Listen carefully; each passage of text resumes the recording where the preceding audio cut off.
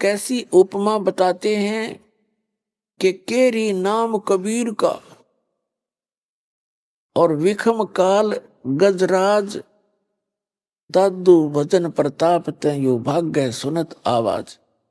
अब क्या बताते हैं दादू साहब, कैसा अच्छा निर्णय दे रहे हैं कि ये काल भी कोई छोटी शक्ति नहीं है। इसको एक गजराज की उपमा देते हैं। गजराज का अर्थ है हाथियों में भी शक्तिशाली हाथी, ताकतवर, सब हाथियों का राजा। राजा यहाँ पर वही होगा जो बलशाली होगा। यहाँ का भी ध्यान है ऐसा, चाहे वो किसी प्रकार से भी शक्ति रखता हो। तो क्या बताया कि केरी नाम कबीर का और विषम काल गजराज और दादू भजन प्रताप ते वो भाग्य सुनत आवाज।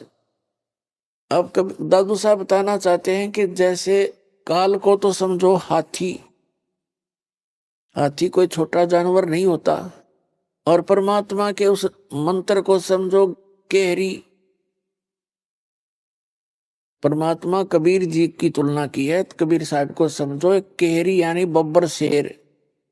देखो हाथी बहुत बलशाली होता है आम प्राणियों में, लेकिन शेर के सामने वो लीद कर देता है। जब वो दहाड़ मारता है तो आसपास अगर हाथी होगा तो एकदम लीद कर जाएगा और भागने की चेष्टा करेगा, यहां से दूर निकल जाओ।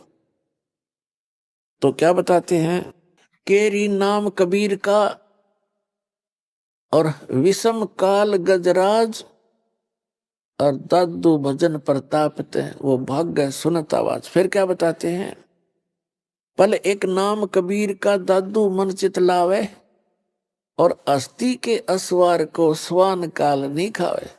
अब क्या बताना चाहते हैं दादू साहब जी कि आप जी जो परमेश्वर कबीर जी की शरण में आ गए और ये सच्चा नाम आपको प्राप्त हो गया, आप समझो हाथी के ऊपर असवार हो गए, हाथी के ऊपर बैठ गए आप। और अब दादू साहब बताते हैं काल समझो कुत्ता है,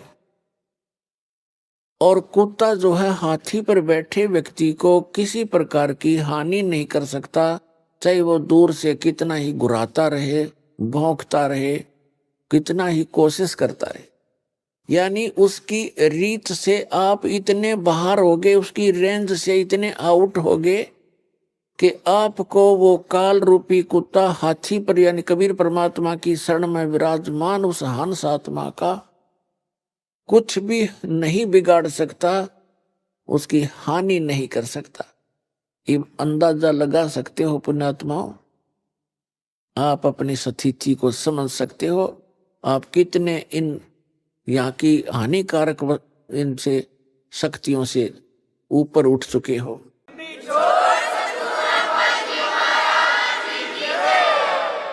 क्या बताते हैं, पल एक नाम कबीर का दादू मन चित लावे, हाथी के असवार को ये स्वान काल नहीं खावे। ओए अब आप देख सकते हो हाथी पर बैठे व्यक्ति का, पहले तो उस हाथी के निकट कुत्ता नहीं आ सकता, क्योंकि हाथी कैसे थाम कैसे मोटे मोटे पिलर से तो पैर होते हैं, अरे एक सूंड मार दे तो मन मानो लोटपोट हो जा, पता है उसको। और वो तो फिर ऊपर बैठा है उसके सवार। तो पुण्यात्मा इन महापुरुषों ने भगवान को देखा, सतलोक को देखा, वहां की महिमा आंखों देखी बताई है, और अभी तक दुनिया ने लोक कथा सुनाई है अन्य संतों महंतों आचार्यों और शंकराचार्यों ने, महंतों ने, काजी और मुल्लाओं ने। सुमरत नाम कबीर का कटे काल की पीरे।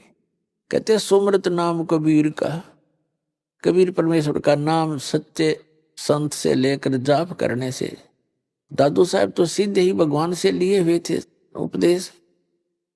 कहते सुमरत नाम कबीर का कटे काल की पीड़, कोई भी कष्ट या काल का हो कहते सब समाप्त हो जाएगा। और दादू दिन दिन ऊंचा हुए, यानी दिन दिन उभरेगा वो प्राणी और परमानंद सुखसीर। अब जैसे पुण्यात्माओं आप और आम जगत में कितना अंतर हो गया। आपने शराब त्याग दी, हुक्का बीड़ी तंबाकू सेवन करना बंद कर दिया, मांस खाना बंद कर दिया, चोरी ठगी जारी झूठ कपट ये बंद कर दी। एक तो आपके पाप स्टॉप हो गए और दूसरे आप भक्ति स्टार्ट कर दी, भक्ति करने लगे।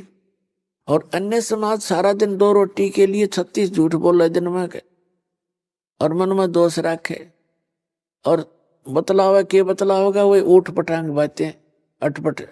और आप चर्चा करोगे मालिक की, कभी वाणी पढ़ोगे, कभी सुनोगे, कभी मंत्र कर रहे हो, कभी रमैनी कर रहे हो, कभी सुबह की नित नियम कर रहे हो, कभी शाम की आरती का समय हो गया, किसी से चर्चा करते हो तो भी भगवान की चर्चा करते हो।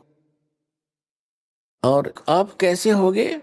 अब आप यहां थे पहले, हम जगत के साथ थे, अब हम ऊंचे होते जा रहे हैं और जगत नीचे को जा रहा है।